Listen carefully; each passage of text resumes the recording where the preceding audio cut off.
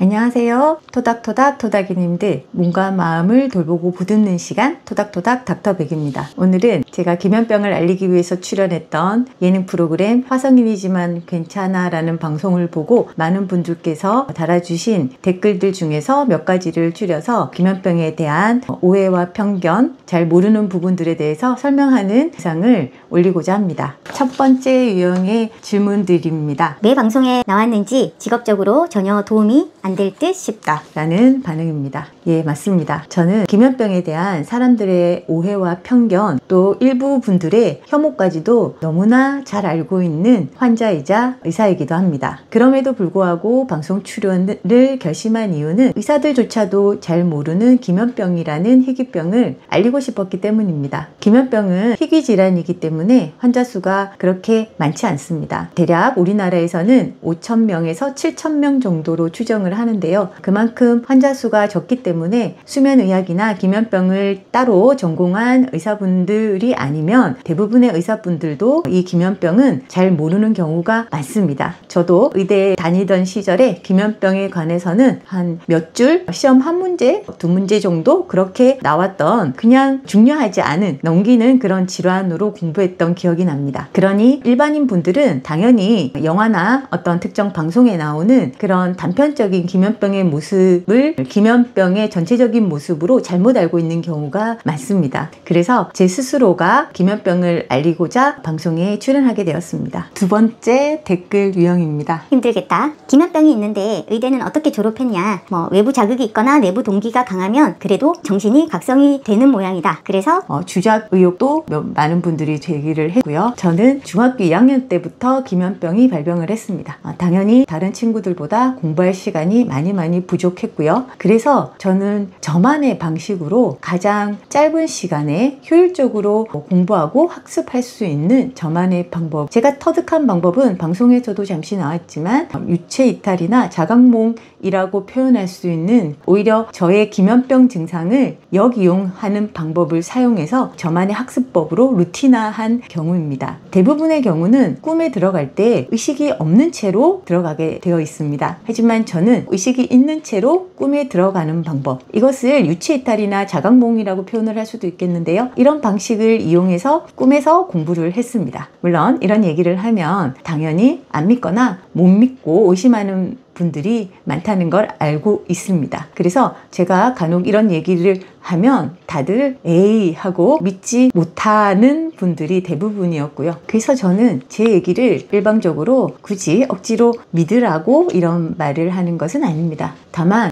기면병을 가지고 있는 제가 잠도 잘 안 자고 공부를 해도 힘들다는 의대 과정을 졸업을 하고 의사가 되어서 인턴, 가정의학과 전문의 과정에 방사선 종양학 석사 과정까지 별다른 문제 없이 마쳤다는 그 자체가 이미 증거가 아닐까라고 생각을 합니다. 세 번째, 방송을 보고 많이 질문을 하시고 걱정과 우려를 표해 주셨던 내용이기도 합니다. 세상이 험한데 긴 바지 입고 다니세요? 옷 좀 제대로 입으세요. 뭔가 미니스커트에서 신뢰가 안 가네? 밖에 나갈 땐 항상 바지 입고 다녀라. 저런데 치마 입고 다녀? 기면증이라면서 왜 치마를 쳐 입고 다니지? 쓰러지고 넘어질 걸 감안하면서 백만 메고 다닐 게 아니라 복장도 신경 써야 하지 않나? 짧은 치마 복장 정말 이상하다. 병을 이해 못하는 건 아니지만 참 정말 이해 안 간다.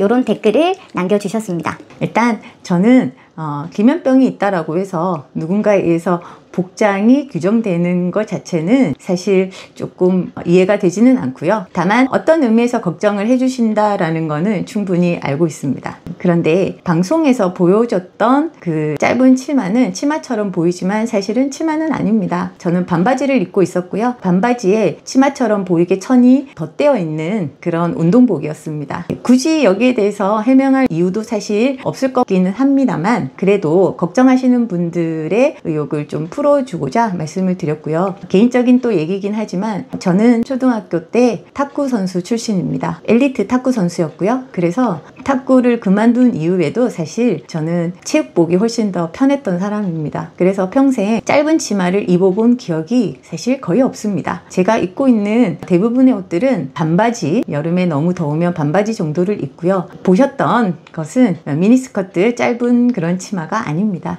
그리고 탁구를 그만둔 이후에 2년 전부터 탁구를 다시 치기 시작했는데요. 그래서 병원을 마치고 나서 탁구를 치러 가기 위해서 출근할 때도 편한 체육복 복장으로 출근을 해서 병원에 와서 옷을 갈아입는 그런 방법을 선택을 하고 있습니다. 그리고 그 방송 촬영할 때 9월 초였긴 하지만 한 35도가 넘는 너무나 무더운 날이었거든요. 그래서 반바지를 입었고요. 지금은 대체적으로는 긴 바지나 굳이 치마를 입는다면 아주 긴 스커트를 입는 방식으로 옷을 입고 있으니까 너무 걱정하지 않으셔도 될 것 같습니다. 또한 제가 지금까지 제 병을 잘 알고 조절을 하기 때문에 걱정하시는 것만큼 쓰러지면서 의복 때문에 다른 분들에게 민망하거나 조금 불편한 상황을 연출했던 적은 사실은 별로 없고요. 거의 없습니다. 의복 때문에 생긴 문제는 없었다는 말이죠. 제가 알아서 잘 조절하고 있으니까요. 기면병이 있다라고 해서 무조건 옷을 짧게 입어야 된다, 길게 입어야 된다, 이런 어떤 일종의 편견도 조금은 내려놓으셨으면 좋겠습니다. 짧은 옷을 입든 긴 옷을 입든 사고가 나려고 하면 사고는 나고요. 무조건 기면병이 있기 때문에 짧은 옷은 입으면 안 된다, 이런 생각 자체가 이미 기면병에 대해서 조금 편견을 가진 생각 아닐까라는, 기면병이 있기 때문에 수면 발작이나 탄력 발작 때문에 넘어질 수 있고 쓰러질 수도 있다라는 것을 잘 알고 있고요. 그리고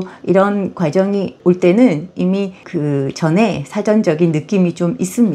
그래서 의복 때문에 뭔가 불미스러웠던 일이 있었던 적은 거의 없습니다. 그리고 그날 방송에 나왔던 제가 출근 때 조금 많이 힘들어하고 조금 쓰러지듯이 이런 장면은 그날 방송 촬영 때문에 약 먹는 시간이 조금 늦어졌습니다. 그래서 조금 각성이 덜 된 상태로 출근을 하는 과정이 찍히다 보니까 그렇게 출근하다가 조금 힘들어하는 그런 방송이 나가게 된 건데요. 평상시에는 제가 일어나자마자 약을 잘 먹고 각성을 한 상태 때문에 안전하게 잘 다니고 있다라는 그런 말씀 드리고 싶고, 많은 기면병 환자들이 비슷하게 너무 걱정하실 만큼의 일상생활이 전혀 안 된다거나 그런 것은 아닙니다. 아무래도 방송이다 보니까 그런 면을 굳이 편집을 해서 방송이 나갔기 때문에 또 그런 면만 부각되는 점도 있다라는 거 알아주셨으면 감사하겠습니다. 네 번째 댓글입니다. 뭐지? 스튜디오에서는 잠 안 자네? 자는 척 하는 거 봐라. 뻥치고 있노?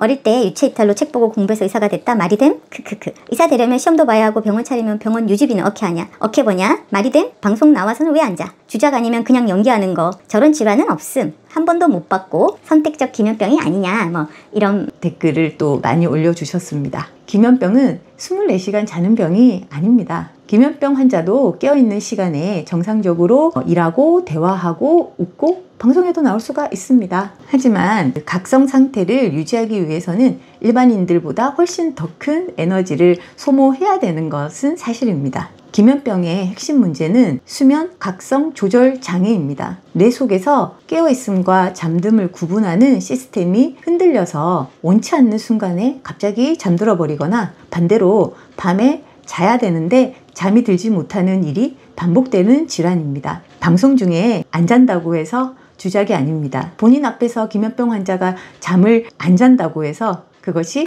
기면병이 아니고 연기를 한다거나 주작이 될 수가 없다는 말입니다. 그날그날의 상태나 여러 가지 상황에 따라서 저 또한 카메라가 켜져 있거나 꺼질 때, 또 뭐 긴장이 풀리거나 이럴 때 언제든지 수면 발작이나 탄력 발작이 나타날 수 있습니다. 그렇지만 낮 동안에 기면병 환자들이 복용하는 약물이 이런 수면 발작이나 탄력 발작을 어느 정도 조절하고 막으면서 일상생활을 해낼 수 있게 도와주고 있습니다. 그래서 평상시에는 다른 분들이 봤을 때 크게 문제 없이 다른 사람에게 폐가 되거나 문제가 되는 그런 큰 상황을 만들지 않고 잘 생활해 가고 있습니다. 이런 기면병의 증상은 환자가 의지로 조절할 수 있는 문제가 아니라 뇌에 오렉신이라는 이 물질이 부족해서 생기는 뇌 생물학적인 질환이 기면병입니다. 그러니까 기면병 환자에게 왜 방송에서는 안 자고 다른 일상에서는 자냐고 물어보는 것은 사실 당뇨 환자에게 지금 왜 너 혈당이 높고 묻거나 아니면 지금 왜 너 혈당이 낮냐라고 물어보는 것과도 큰 차이가 없는 질문이라고 생각합니다. 여러분 앞에 기면병 환자가 있다고 하더라도 그 기면병 환자는 약을 먹고 잘 조절을 하고 있고, 그리고 지금 상태가 아주 좋다고 한다면 무조건 잠을 자야 하고 쓰러져 있고 이렇지는 않습니다. 보이지 않는 순간에도 기면병 환우들은 기면병과 잘 조절해서 잘 타협해서 잘 살고 있고요. 그러니 기면병에 대한 오해와 편견보다는 이해와 공감의 마음으로 바라보는 자세가 필요해 보입니다. 그리고 방송에서 아침에 양치를 하면서도 쉽게 깨어나지 못하고 일어나지 못하는 장면을 보고 저의 모든 일상생활이 저 정도일 거라고 또 오해하거나 착각하시는 분들이 많은 것 같습니다. 이 부분에 대해서 얘기를 조금 드리자면요. 사실 일반인들도 아침 기상이 힘드신 것으로 알고 있습니다. 그런데 기면병 환자들은 일반인의 아침 기상이 힘든 것보다 비교할 수 없을 만큼 훨씬 더 많이 힘든 과정이고 또